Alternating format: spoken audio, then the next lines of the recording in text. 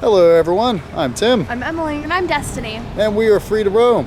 So today we are in beautiful Hershey, Pennsylvania, and we are here at Chocolate World. Yay! So we're gonna go ahead, we're gonna do the chocolate tour.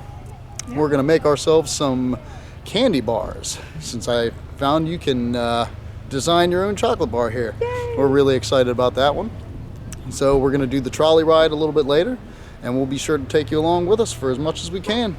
So stick with us, have a sweet day, and we will see you. Bye. Hey everyone, welcome aboard the Hershey's Chocolate Factory Tour. For your safety, please remain seated with your hands and feet inside the vehicle at all times. We're on our way to the Hershey Chocolate Factory. Your guide will meet you at the entrance. See you inside. Every day we making chocolate the Hershey way, and you can taste the love all over the world. Taste the love, taste the love, taste the love all over the world. Hi, my name is Alex. I'm a quality supervisor here at the Hershey Chocolate Factory.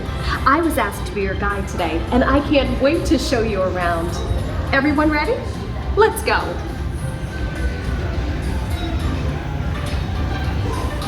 It all starts with cocoa beans, which are harvested and shipped to us from tropical regions around the world. We send the cocoa beans through large cleaning machines that screen and thoroughly remove unwanted parts like pulp and bits of cacao pod. Our cocoa experts carefully select, sort, and combine beans from various countries in precise amounts to achieve that unique and consistent Hershey's flavor. We pour the blended cocoa beans into large revolving roasters, which get extremely hot. Toasty in here, isn't it?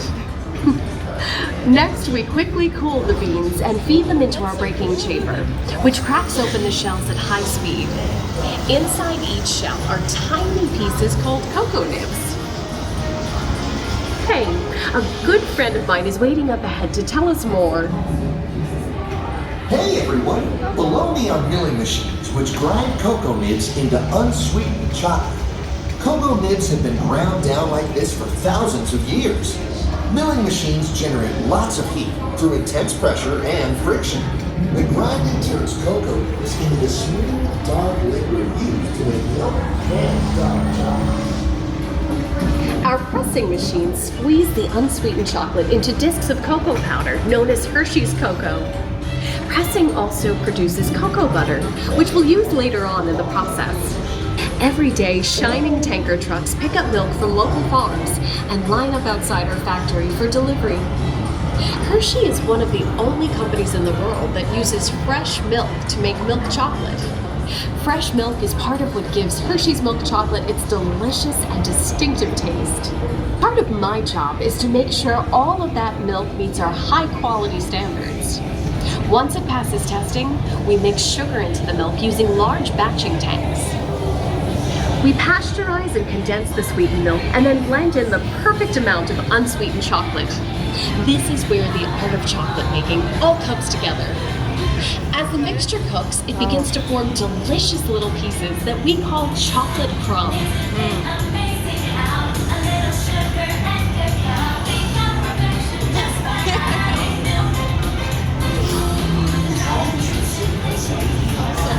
I know. Love it. We dry the chocolate crumb into a coarse powder. Then we mix in the cocoa butter we pressed out earlier and add a dash of vanilla. This brings out the chocolate's rich taste and creamy texture, and of course, that wonderful smell. We feed the chocolate crumb through steel rollers that grind and refine the chocolate until it reaches a smooth, uniform consistency. Here's our friend Kiss to explain the next step in the process. Hi everyone! These conching machines use big granite rollers to smooth and transform refined crumbs into milk chocolate. The conching process mixes and heats the chocolate, developing a rich flavor and color. After conching, we temper the milk chocolate, heating and cooling it to just the right texture and consistency. During tempering, we can mix in other ingredients such as roasted California almonds. Next, we pour the milk chocolate into molds and send them on a bumpy conveyor ride. Then we send the molds through cooling tunnels that solidify the chocolate. All of that fresh, delicious Hershey's chocolate goodness is finally ready to be packaged. Like Hershey's milk chocolate in special dog box. Hey, don't forget about Reese's peanut butter cups. Perfect favorite. Everyone has a favorite. Mine are Hershey's Kisses chocolates. Aw, thanks, Alex. That's so sweet.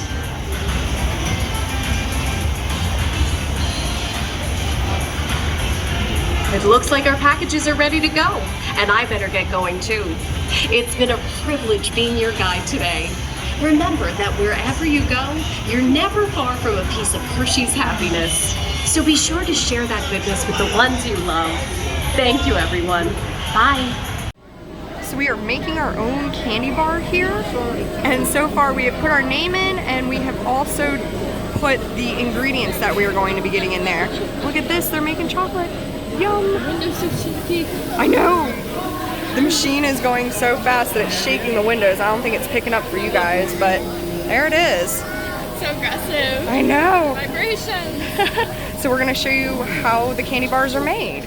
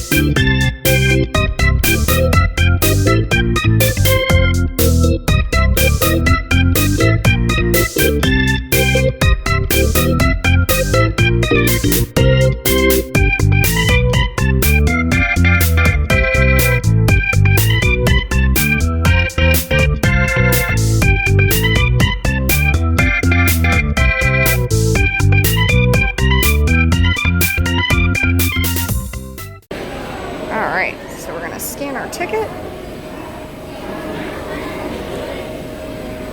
Yes. Custom design, custom.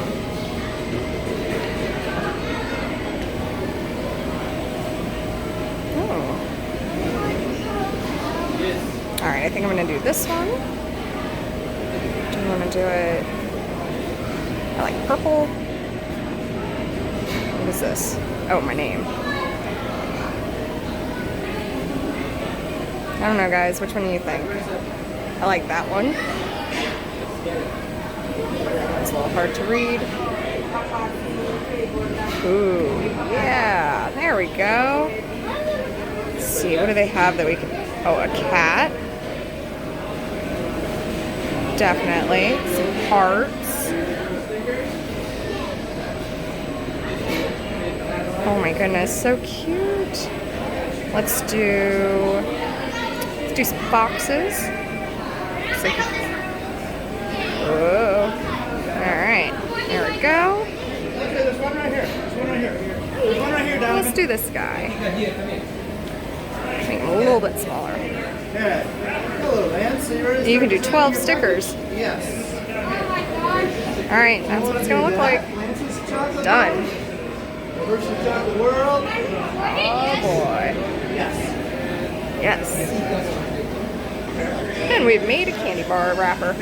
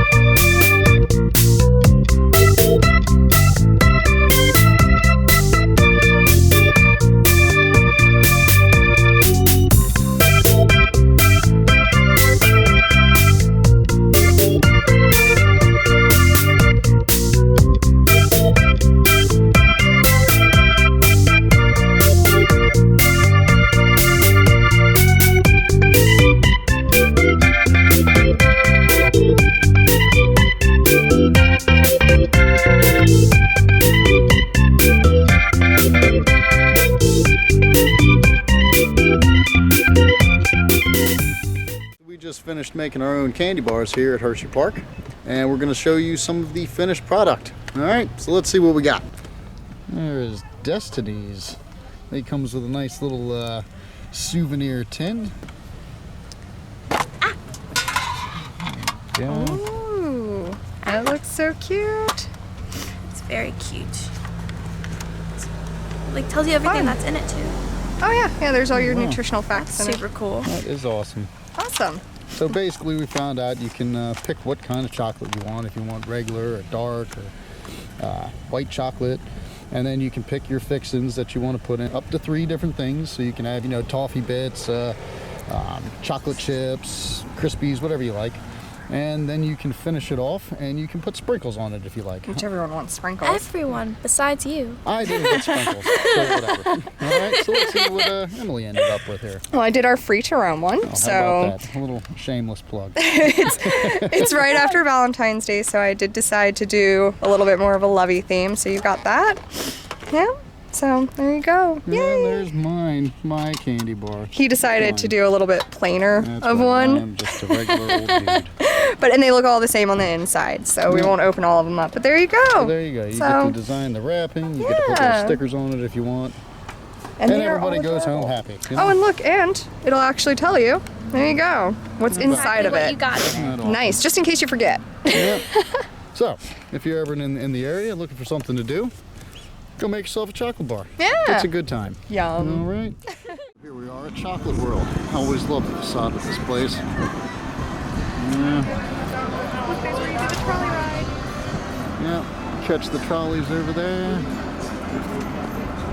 And hang out with some buddies out here. Right. It's always a good time here at Chocolate World. I love it. We're gonna try to see if we can get a little sneak peek of some of the construction going on here in a little while too, so that'll be cool.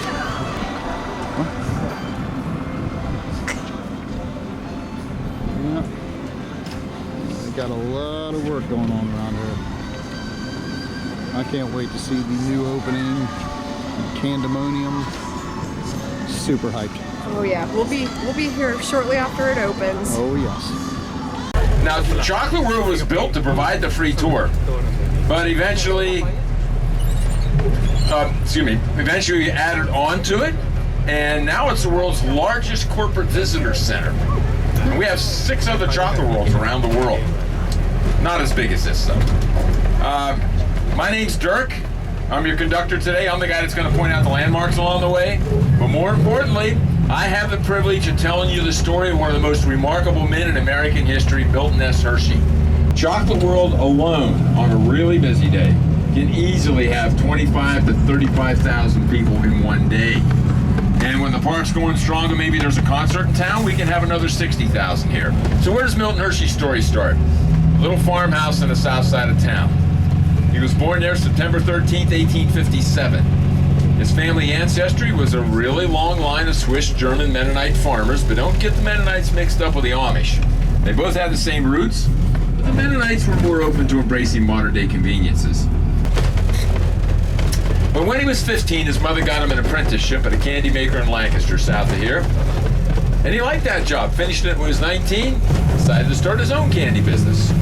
He chose Philadelphia. The year was 1876, 100th anniversary of the country. And for that first year, while the centennial was going on, business was pretty good.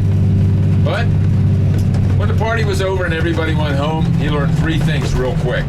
Times got tough, business was slow, and the price of sugar was so high it gobbled up all of his profits, and after 6 years of hard work, he went bankrupt. Went to work for another candy maker in Denver, and he learned a secret there that played out real important later on.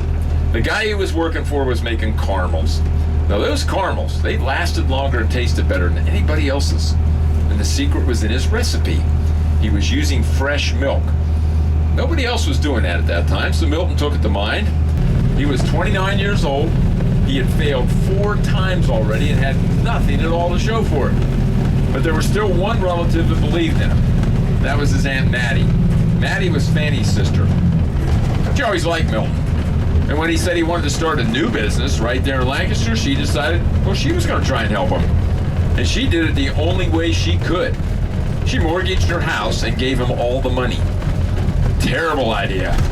Pretty soon it really did look like one. He started the Lancaster Caramel Company, but he realized real quickly that he had the same problems there he had every place else, and it didn't take long for the bank to start to threaten to foreclose on Aunt Mattie's house. Well, about that time, a traveling candy merchant from England showed up, and he liked Milton's caramels. So much so, he wanted to place a big bulk order and send it all back to England. Milton realized if he could fill the order, he could save Aunt Mattie's house. Bought a bunch of equipment, hired a staff, made the caramels, and sent them off to England. But it was the 1880s, and it took a long time to get across the North Atlantic, and he wasn't going to get paid unless all those caramels arrived there in good condition. So there he was, waiting for a letter to come back from England. His whole future hinged upon what was going to be in that letter. And I'm going to leave you hanging in suspense for a little bit. Up here, to your left, is the Penn State Hershey Rehabilitation Center. It's an extension of Milton Hershey Medical Center. We'll see that later. People come here to recover from surgery, injuries, things like that. But here in Hershey, we like to say it's also got to be the best place in the country to come to for the treatment of what else but chocoholics. Anybody need dropped off? That's the plant that replaced the original factory downtown. Now, those of you who already took the tour in Chocolate World saw kisses coming out on a wide conveyor belt row by row. That's the way they used to be made in the old plant. This plant is highly automated. Kisses are still the #1 product here, but they come out on high-speed conveyor belts now, single file. That way the computers can kick off defects. And they come out at a combined rate, get this, 810 kisses per second.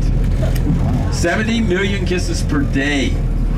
Now realize that 70 million is a pretty big number for you to try to digest. Maybe I should say comprehend instead. But think of it this way, if you lined up 70 million kisses single file, you'd have a line 966 miles long. It would go from here to Orlando, Florida every day, all the way to Disney World. But it's not the only thing they make here. This is where they make Hershey bars, Hershey syrup, Rolo candy, and those little miniatures everybody likes. Altogether, 3 million pounds of candy come out of this plant every day, roughly equivalent to the combined weight of about 230 full-grown African elephants. Milton's waiting for that letter to come back from England. Finally. Only 10 days before the sheriff was actually scheduled to show up at Aunt Mattie's door with a foreclosure notice, a letter arrived. And he opened it up and he reads, "Everything arrived in great condition, and there was a check enclosed paid in full." He was so excited he ran the whole way down the street, waving the check over his head as he went to the bank. His caramels, well, they've gained an international reputation, so he went into distribution, and in less than 4 years, he went from being almost penniless to becoming one of the richest men in Lancaster. Chocolate was a rich man's candy in the 1880s, not very well known in the States yet. It's made mostly in Europe. But he's a rich guy now. He traveled to Europe and saw chocolate, liked it a lot. But he also saw something he really liked, found it to be interesting.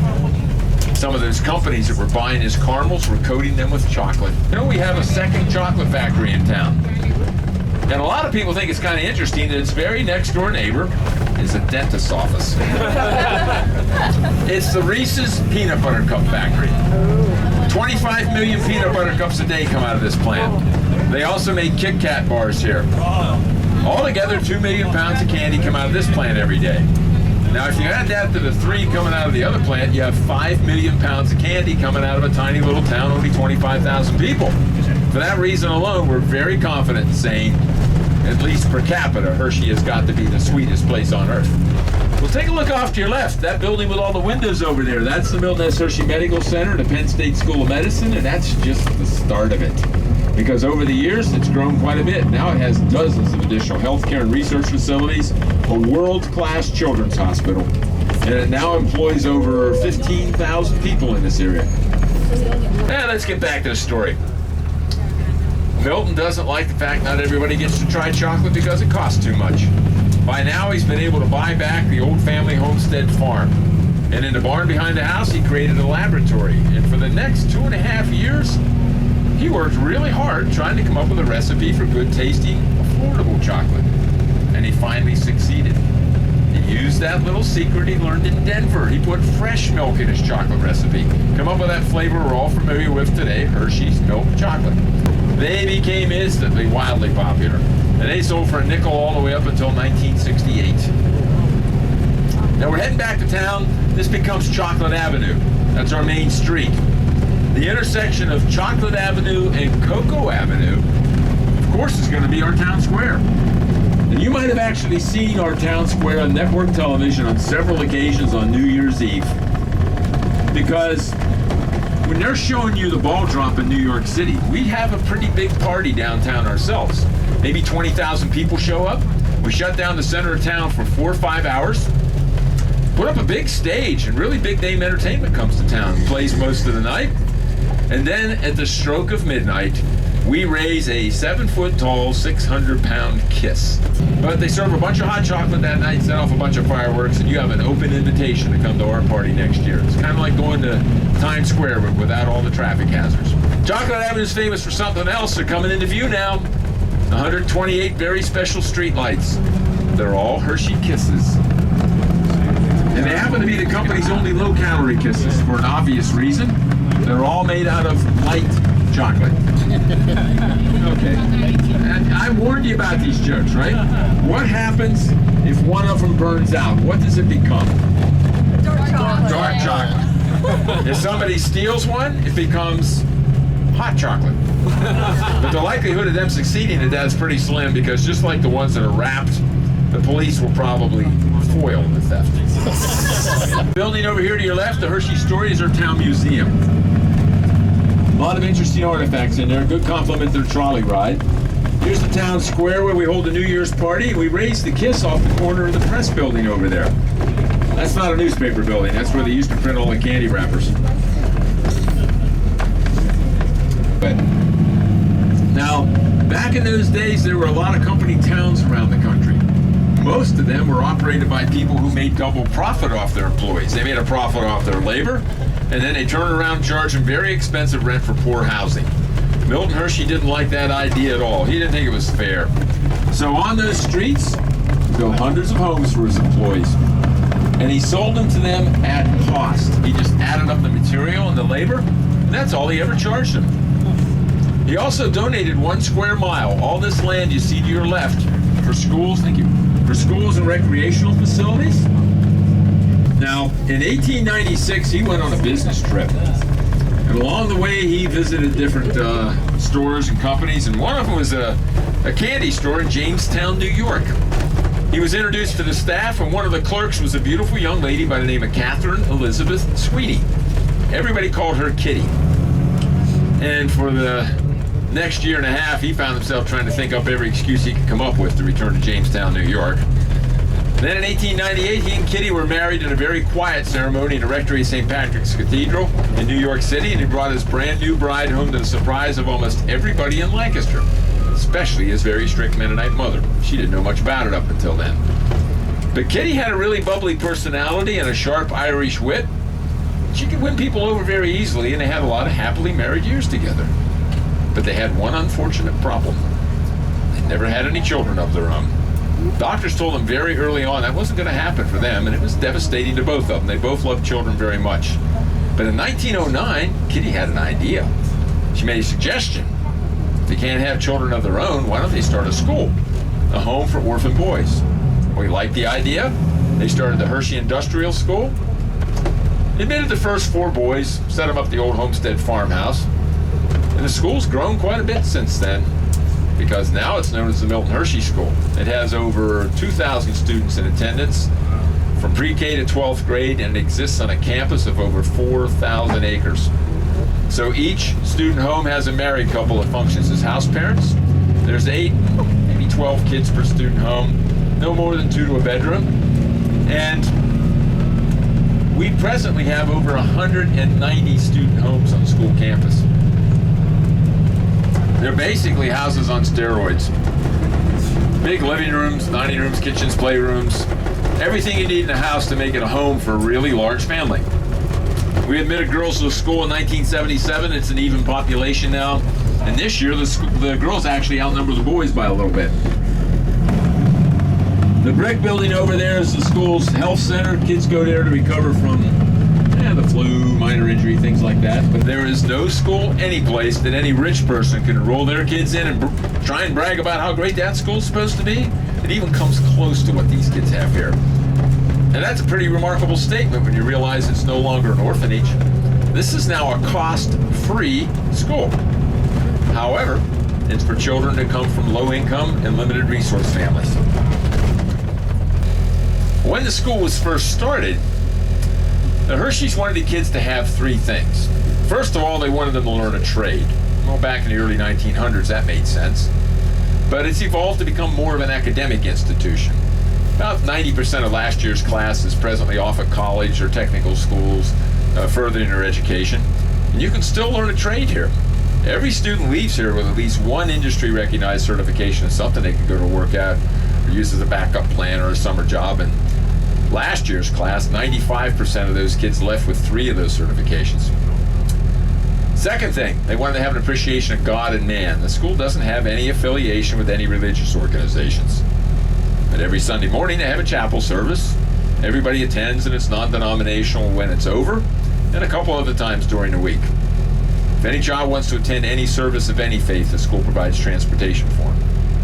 And the third thing was they wanted to have an appreciation of nature. They have a very well-staffed nature center, an extensive environmental studies program that everybody participates in, and they've got agricultural opportunities. If kids want to raise animals, we've got farms they can do that at. If they want to raise crops and sell them to the public at their own farmer's market, they're welcome to try their hand at that too. And up until the late 1980s, they were noted for having a dairy farm program here. All the kids participated in it. They get up in the morning, milk the cows before they went to school, bale the hay and straw, and shovel the stuff you got to shovel on a dairy farm. You know what I'm talking about. It was brown, but I guarantee it wasn't chocolate. Okay. I know that for a fact because I had the very good fortune of having been a student here myself, and I shoveled a lot of stuff while I was here. But it did a great job at teaching a sense of responsibility, a sense of accomplishment, and a good, strong work ethic. And they still have chore programs they hold the kids responsible for. But today they also have a very high set of academic standards they hope they can achieve. And Interestingly enough, every year they have to keep bumping the bar up in the standards. These kids keep meeting or exceeding their expectations. Last year's class, for example, 216 kids. A third of that class managed to earn a combined total of 844 college credits before they finished high school here. 76 completed internships at local businesses, law firms, government agencies in the area, and hospitals. And that was on top of the senior class putting in over 1,300 hours of voluntary community service. So what they're accomplishing while they're here, for that matter, the rest of their lives, is just incredible. And some people look at our fountain and want to know, why do we have fish in the fountain in front of Founders Hall? Well, we like to tell people the artist got a little confused, thought we said Flounders Hall. But I'm sure you probably think that just sounds a little fishy, so I just tell it to you for the hell of it. On the hollow is the Alumni Memorial Grove. Every year the senior class plants a tree in memory of any graduates that passed away in the previous year. The center of it, set up in the form of a circle, symbolizes the eternal love the Hersheys have for the students for them and each other, and it's become a pretty popular place for wedding photos, prom pictures, things like that. Did anybody spot the Kissmobile yet? Yep, there it is over there. We're gonna go right past it. Kissmobile always looks silly going down the interstate. We have 3 of them. I'll try to point out the other one. Maybe see if you can see it as we go along. See who's the first to spot it. Historical archives here in this building. Kids are in student homes until they're in 12th grade. When they're seniors, they move into these buildings, transitional living apartments. 4 kids in each apartment, they're given a budget. Then they have to go to town and buy their own groceries, wake themselves up, cook their own meals, do their own laundry, get themselves to school on time. There's a supervisor in each building, but they're only there to give advice. So when these kids graduate, they often end up being the go-to kids in college dorms. Admission to the school. Number 1 criteria. You have to be a child that comes from a family that does not earn more than 2 times the federal poverty limit. We get about 4,000 applications a year, about 800 go on for interviews, and the school spends a lot of time trying to figure out which kids are in the greatest need. They get first priority. And each year about 350 kids get a phone call that tells them they pretty much won the lottery. Because getting a free education from Milton Hershey School in many ways is worth way more than any lottery they could ever hope to win. 25% of the kids come from the center 3 counties, 50% from the state overall, and the rest come from anywhere else in the country. And this year we have 29 states represented by students here. Milton's making a lot of money selling caramels. He's starting to make money selling chocolate. But he's still bothered by that thing he saw in Europe. Remember, they were coating his caramels with chocolate. And he comes to the conclusion, caramels are just a passing fad. So he sells the caramel factory, gets $1 million for it, and he decides he's going to build a brand new factory and be the first person in history that's going to mass produce affordable chocolate. His business associates all want to know what city it's going to be in. But when he tells them he's going to put it out in the country, pretty close to where he was born, they all think he's crazy. Because there wasn't anything here back then, just cow pastures and cornfields. But he knew he could get everything he needed here way better than he could in any city. Fresh water, show you Spring Creek in a bit. Transportation, there's a railroad in the valley already. Milk, that factory we passed uses 350,000 gallons every day. But this is dairy country, it's easy to get here. Land.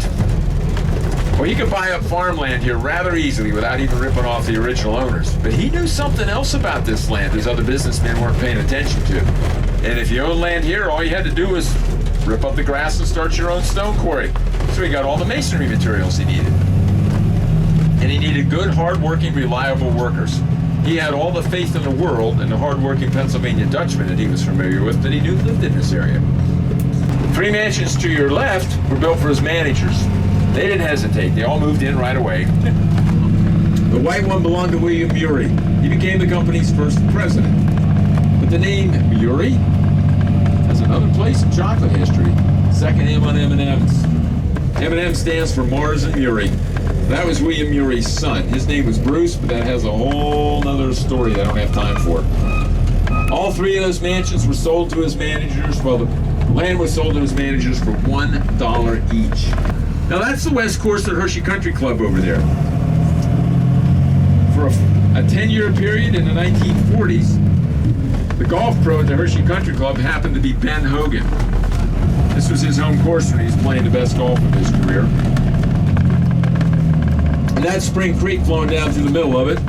Another thing Milton knew about those other businessmen weren't paying attention to. His factory needed fresh water for steam-operated machinery. Well, a lot of people knew it was an ice stream, but he knew something else about it. It comes out of the ground only a mile or two upstream, pretty close to the homestead. He used to play at those springs when he was a kid. He knew they flowed really strong in even the worst droughts in this area. So he got all the high-quality fresh water he needed. The brick building here to your left, and the smokestacks. That was the original powerhouse for the original factory.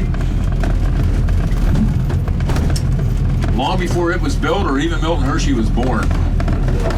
The only community of any size at all in this area was a tiny little village called Dairy Church. Some of the homes still exist. They're up on the hill behind the Dairy Presbyterian Church to your left. The church was established in 1724. They named the township after it. Eventually they built the first session house, and if you look real close, just to the left of the church, there's a glass house. And inside it is a log cabin. That's the session house that was built in 1732. That's the same year George Washington was born. That's considered to be one of the oldest, totally unremodeled structures in the country. Milton paid to put it under glass in 1929. Seems to be holding up really well now. You can see the fronts of the mansions. Better view of the smokestacks and the powerhouse now we're a little further away. That used to produce all the steam for the factory and even sent steam all over town to heat homes. They sent steam as far away as Hotel Hershey. That's the green roof building way off in the distance up there. Norm just told me, because the traffic's so bad, we're going to give you an extra special tour. We're actually going to go behind the factory. Let you see what it used to look like. The original factory used to stand here. It went almost up to the next traffic light, and it used to be as tall as those silos. It took up this whole parking lot area here. And that's what it used to look like, that brown and beige over there. And where's this? Oh, there's this. There's the second one, anyhow. The third one is out at the Antique Car Museum. 93 million pounds of cocoa beans used to be stored in those silos. We'll never know how many kisses and candy bars came out of that plant when it's still operated, but we do know how many candy bars came out of here in the 1940s. 4 billion candy bars for distribution to Allied troops all over the world during World War II. Most of them are called D-ration bars, and occasionally we get veterans on board that want to know, why did the D-ration have to taste so bad? And I tell them, it was in the contract. And they say, what? I said, yeah. I don't want you to miss this. Not many people get to see this. Take a look at the sign. That was built right into the building when it was first built back in the early 1900s. Well, there used to be a train station right here. So when people got off the train, the first thing they saw was the big sign that said Hershey Company. Because they get off the train to go to the park. Yep. Well, what was I saying? Oh, those candy bars.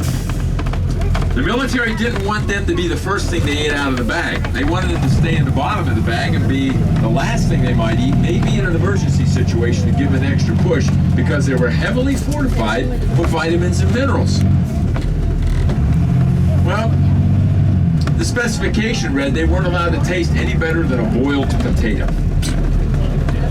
And some of the older guys told me, it didn't taste that bad if you broke it up and boiled it in water for a while. The zoo over here is called Zoo America. It's all animals from North America. It's very nicely done. So nice that you might have heard about a little incident that we had last year. Made the national news. Anybody know about it? A local black bear climbed the fence and broke into our zoo. We think he was looking for a nice place to stay, but we already had 2 bears, so they tranquilized him and sent him back to the woods. Hershey Park's on your left. That red roller coaster, you can catch the last glimpse of it. That's called Storm Runner. If you like speed, that's what you want to go on. That goes from 0 to 72 miles an hour in less than 2 seconds. They do warn you, make sure your head's against the headrest before they punch the button. They have the same launch mechanism they have in aircraft carriers. We have a water park with a bunch of attractions. still have wooden roller coasters, 14 roller coasters altogether now. And number 15, you might have noticed, we're building it over by the entrance to Chocolate World. When that's done, it's going to be the longest roller coaster in the country. It'll take you 2 minutes and 24 seconds to ride that from end to end. They're calling it a hyper coaster. You're going to be up and down off your seat quite a few times with that, the negative G-forces. We're up to 1915 now, and the story gets a little more serious. For most of Kitty Hershey's adult life, she suffered from some kind of neuromuscular disease, and the doctors had a lot of trouble helping her with it. On a return trip from Atlantic City, she came down with pneumonia. She was far too weak to fight it off at that point. She passed away in Philadelphia on her way home. Milton Hershey was devastated by her loss. He had seriously lost the love of his life. She was only 42 years old. He never went on to remarry, and for the rest of his life, wherever he went, he carried her photograph around with him. Now, I mentioned earlier, he didn't have any surviving brothers or sisters.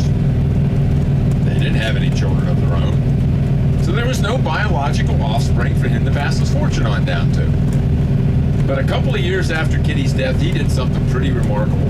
He very quietly set aside his entire chocolate fortune to benefit the only family that he and Kitty felt they ever really had, the kids they loved so much at the school. Now, I said he did it quietly because it was another 5 years before the general public found out what he did.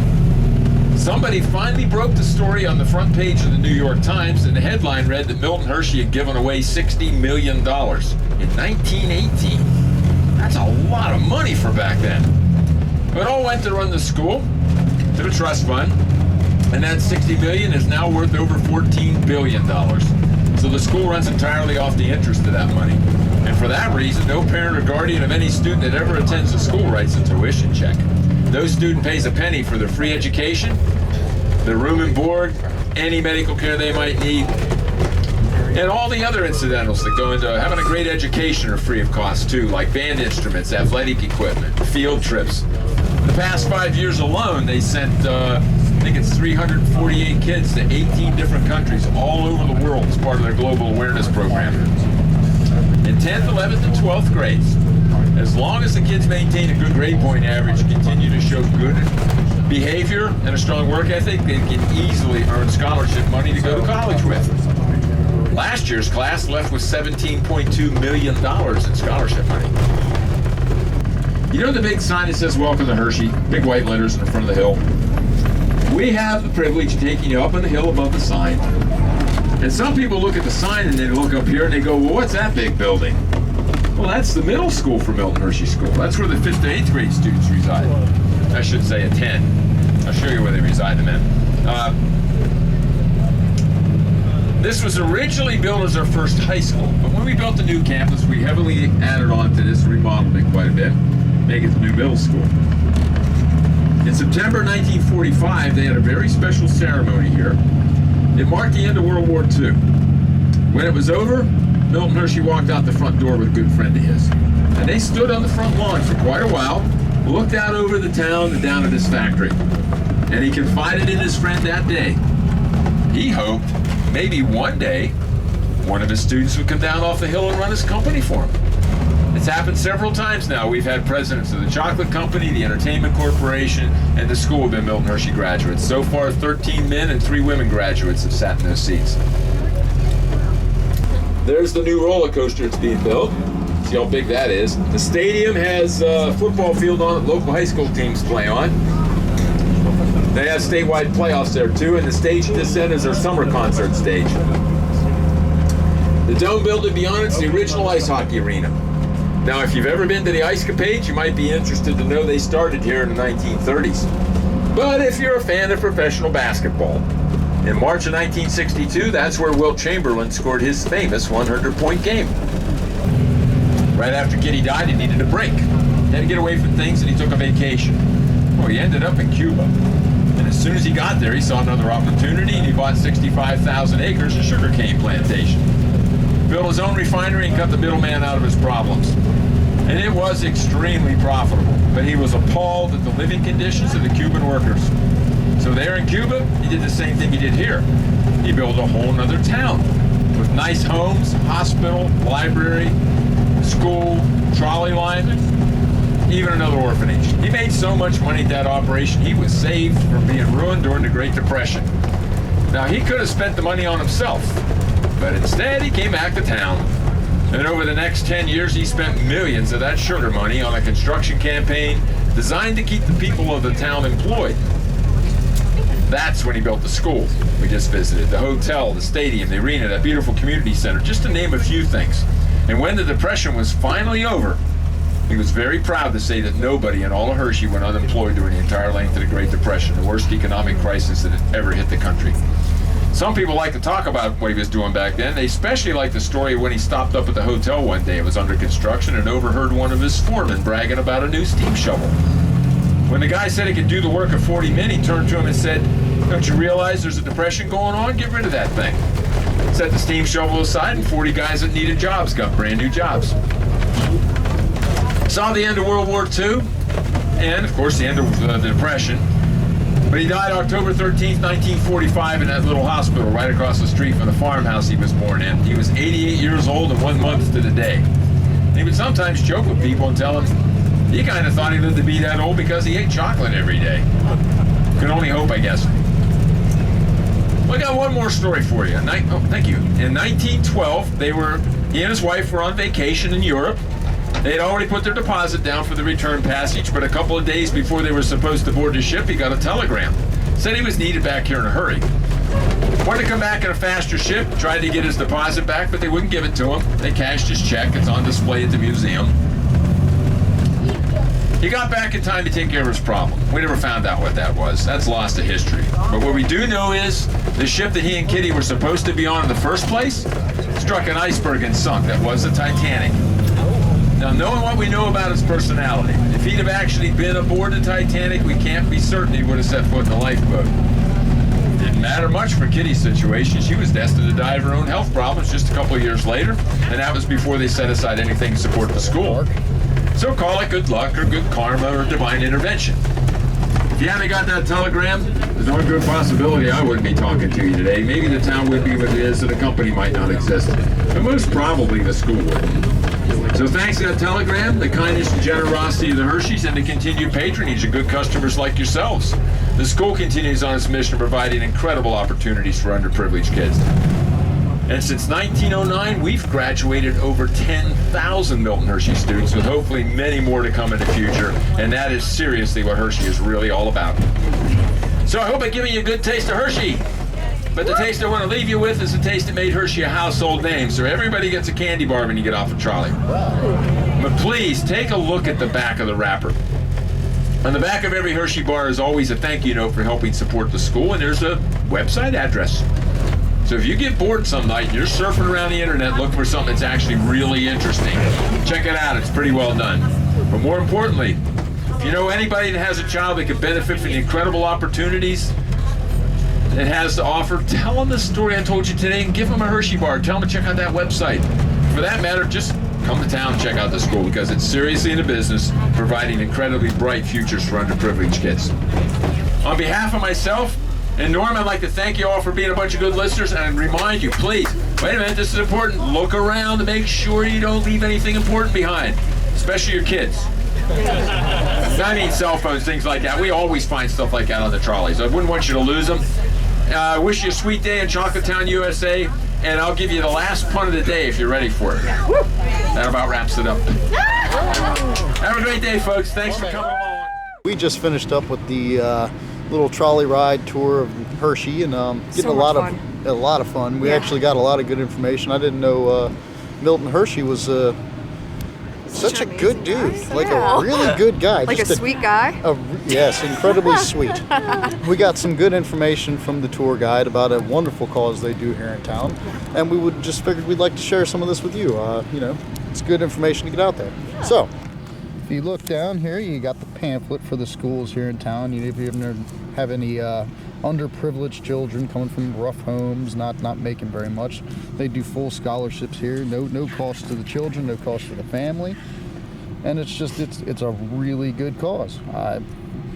I can't get behind this any further. So there's the pamphlet. And then if you look at the back of the chocolate bar that they gave out, it's got all the information right there. I'm also going to try to put some links down in the description for you guys so you can take a look. So just a really good cause.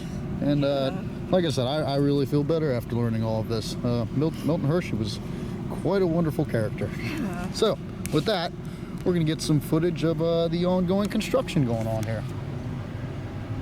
New chocolate town, going to have new restaurants, a confectionery. We will be back to try all of Yeah, this stuff we will out. definitely be back when it all opens up, so we can give you all a full tour of all the new things coming out. So We gotta back show here, little kisses.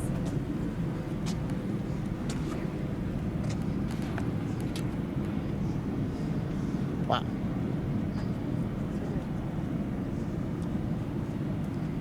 awesome, right? Can't wait for all the fences to come down. And Almost fell. It looks to me like they've just about almost finished up Candymonium. And I gotta say, this thing looks pretty awesome. So we're gonna see if we can get a good angle on it real quick. A little sneak peek. Should be opening spring this year, and I cannot wait. All right. oh my God, I'm so excited. Oh yeah. Comment down below if you guys are excited too. Oh yeah, Well, definitely. we are. How many people are gonna be here for opening day? That's what we want to know.